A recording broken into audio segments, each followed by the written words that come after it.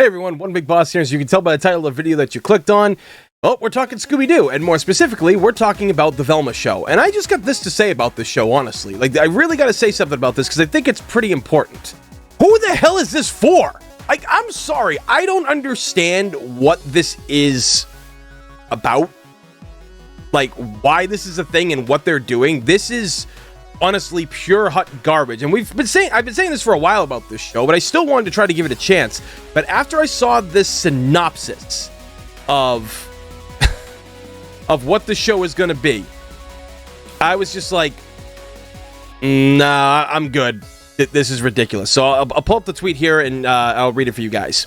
At Crystal Cove High School, Daphne, voiced by Constance Wu, is a popular mean girl orphan who deals drugs because of her dark family secret. Her boyfriend Fred, voiced by Glenn Howerton, personifies mediocre white richness. His mansion holds a dark secret, and he has a teeny Whittle privates, a subject of much conversation. I didn't mess that up, ladies and gentlemen. It literally says Whittle. This is ridiculous. Shaggy has become normal, voiced by Sam Richardson, a school newspaper striver friend-zoned by his beloved Velma. He's worried he's a beta male. Remember that AIM concept humor from 20 years ago? Guys, this is ridiculous. This is a show that, for the idea that of what it is, this should be on Adult Swim. Okay? This would be a show that you would see in like mid to late 2000s Adult Swim, and it probably would have done better than this is going to do. And I know what a lot of people are going to say, and I got to say this now, I don't think this is going to fail because they've changed the race of the characters. Scooby-Doo has been around since 1969, okay? And in all those years of the history of the show, the characters have changed through a few different ways, like whether it's voice actors, clothing. There's been multiple iterations of these characters that we know and love. So at this point, changing some of the races of the characters or like maybe like, you know, ethnic backgrounds or religious backgrounds, that's totally fine at this point because we've had so much of the originals, multiple iterations, that it's okay to do this. But that's not why I'm upset by this. The fact that they're literally... This is literally something that you see written on Tumblr. And I'm sorry. This show is probably not going to last. You can't take established characters like this and turn them into complete jokes without it actually being funny. Okay? Like, when you would see things on, like, Harvey Birdman, right? A lot of the Hanna-Barbera cartoons that we grew up with and everything, you know, they were on there, like, in different situations. And even the Scooby-Doo ones, like, when they showed up and everything, was really funny. But nothing from this looks appealing. And then the trailer dropped specifically enough today because it looks like, you know, this caught fire yesterday on Twitter and was trending.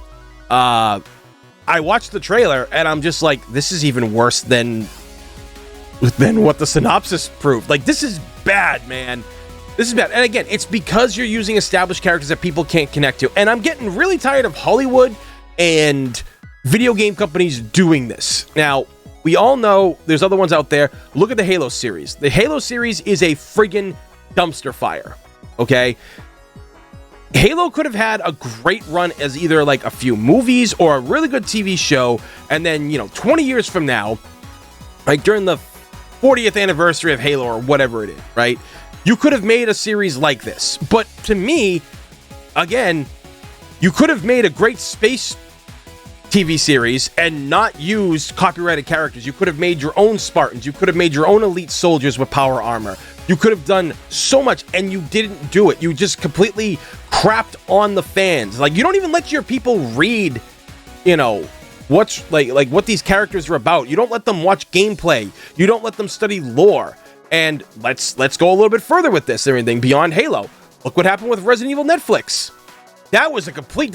You could have had that been a zombie apocalypse show that didn't have to have anything to do with Resident Evil. You could have just said that there was a company that was trying to cure cancer or had the cure for it, and somebody screwed it up and, you know, it was or angry or whatever, or stole it, released the virus accidentally. There's your story right there, right? But you bastardized that, okay? That was a terrible show from start to finish. Your main character in that show just kept getting people killed the whole time, making stupid mistakes. She's supposed to be a scientist. So you got that. And then, you know, when you really get down to it, it's not good. And then one of the things I'm worried about when it comes to the Last of Us show, they didn't let anybody see the cutscenes or let them study the characters. And I'm thinking to myself, oh my God, this is not what you do with pre-established characters. You have to study these characters. Now, I'm not saying you have to, copy them word for word. You just take about their personality. You look up YouTube videos about their personality, because people have character breakdowns of how these characters are and what they are and stuff without spoiling too much. You could do that, okay? But you didn't. Now, I'm not saying like The Last of Us is bad because we haven't seen it yet. It's like, what was it, coming out in a couple days or something like that? But when you hear that they don't let them look at the source material, why do you bother doing a show on these things? This is a problem. It's not just like a Velma problem. It's a Hollywood problem. And they do this with video games too, where even like not even just like video games to movies or TV series, but video games to future video games, right?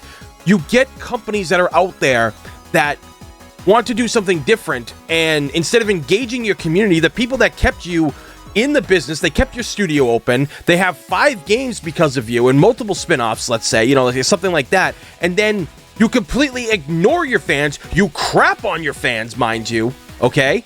And then you wonder why your game fails or is so hated by everybody, because you didn't listen to the fans. And look, I get it. You want to bring more people into a franchise. I get it. But there's ways to do it. And with this Scooby-Doo show, or Velma, I should say, because Scooby-Doo's not even in it.